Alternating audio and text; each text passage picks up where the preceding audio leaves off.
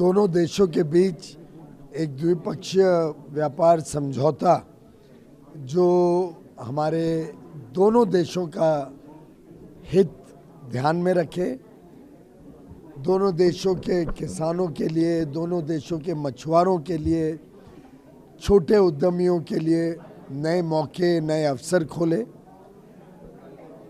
निवेश भी बढ़े, व्यापार भी बढ़े, टेक्नोलॉजी के संबंध में भी किस प्रकार से दोनों देश आपसी संबंध बढ़ा सकें।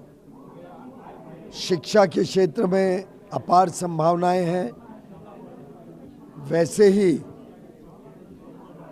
चाहे वो डिफेंस हो, स्पेस हो,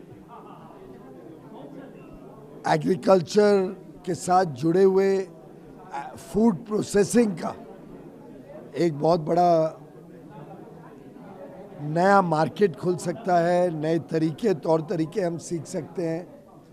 तो एक प्रकार से ये दो देश ऐसे हैं जो स्पर्धा नहीं करते एक दूसरे के साथ, एक दूसरे के साथ जोड़ीदार बन के काम करते हैं। और मैं समझता हूँ कि ये कॉम्प्लीमेंट्री इकोनॉमीज जो मिलकर आपस का व्यापार भी बढ़ाएंगे, लेकिन साथ ही साथ मिलकर पूरे दुनिया में दोनों देश का व्यापार बढ़ेगा, वो भी एक बहुत बड़ा इसमें से लाभ मुझे दिखता है। मैं समझता हूँ ये एक बहुत अहम FTA होगा, द्विपक्षीय व्यापार समझौता, जो भारत के विकसित भारत 2047 के अमृत काल के यात्रा में बहुत कारगर साबित होगा। तो सर आपने वेरी सून बोला, कितनी जल्दी हम देख सकते हैं, कितने राउंड और होने हैं उसके बाद फाइनल कर? इन चीज़ों में कभी डेडलाइन तो नहीं होती है, पर जिस तेज़ी से बातचीत आगे बढ़ रही है और जिस सौगातपूर्ण वातावरण में बातचीत हो रही है, मुझे लगता है जल्दी परिणाम, अच्छे परिणाम देश और दुनिया के सामने रख पाएंगे। Well, once the FTA has landed, it will be significant. We've seen over the last year, two-way trade has increased by 10%. Which is a very large increase when we think about, the size of the two economies.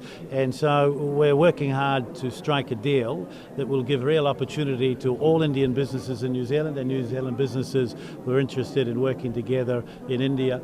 But it's much, much more than just what we might buy and sell from each other. It's how we can cooperate in areas of science and innovation, how we can take some of the things we've done in New Zealand about producing some of the highest quality food, growing it in New Zealand, and bring that to help Indian farmers be much more productive to feed people in India and export to the world. So those are the areas our negotiators are still looking at.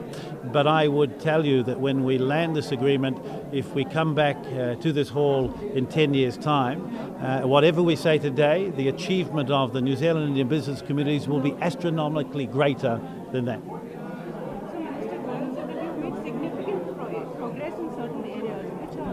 Well, we've agreed not to talk about the detail of the negotiation whilst our negotiators are still working, but across the broad spectrum of things that we've identified are important to India and New Zealand, we're making very good progress. You should think about it in this context. I can't think of another trade negotiation that New Zealand's been involved in, that between a launch, which is March of this year, and now, which is only 7 months, there have been 5 rounds.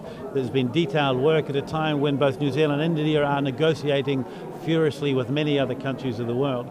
So it's the constructive spirit that Minister Goyal and I have agreed that we will look for solutions to the challenging issues rather than just saying we keep arguing about them, that's allowed us to make progress. I'm looking forward to being in India next week for my 6th visit since I became minister less than 2 years ago, and we'll be looking at ways that we can continue the cooperation.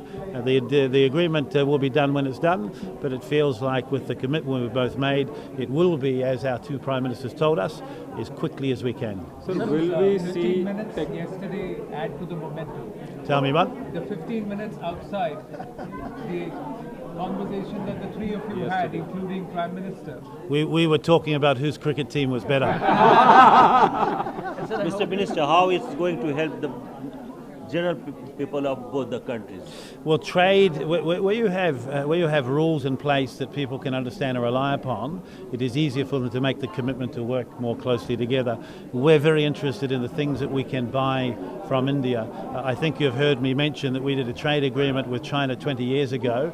Today we import almost $20 billion worth of goods from China.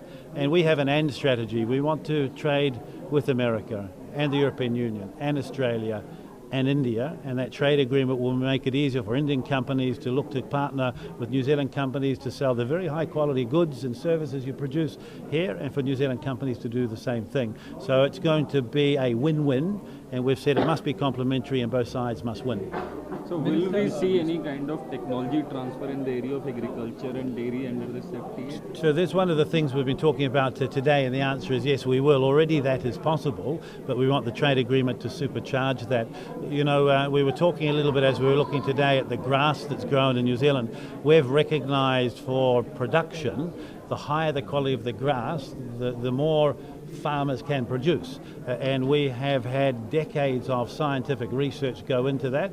Already in parts of the country where we see because of warming temperatures and climate change, the grasses are not working as well as they used to. Our scientists are working on how they can improve that through selection and better knowledge around the soil. These are all things that we want to share with India.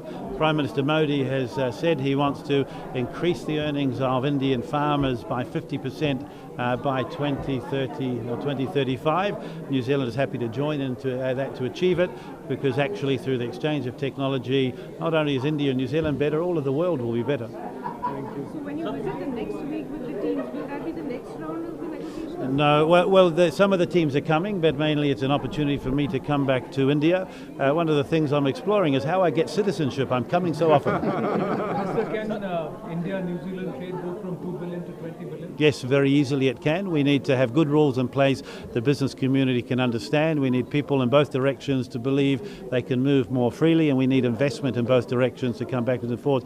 There was a New Zealand company today that's owned by an Indian New Zealander. He makes mattresses and beds.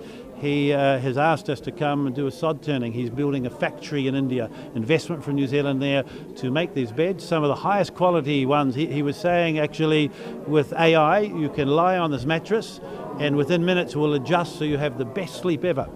Trade ministers are not allowed that. We're not allowed to sleep. We have to keep working, but there will be opportunities in both directions, and I think that we will come back in some years' time and say the prediction of a $20 million worth of two-way trade actually has been surpassed. Thank you.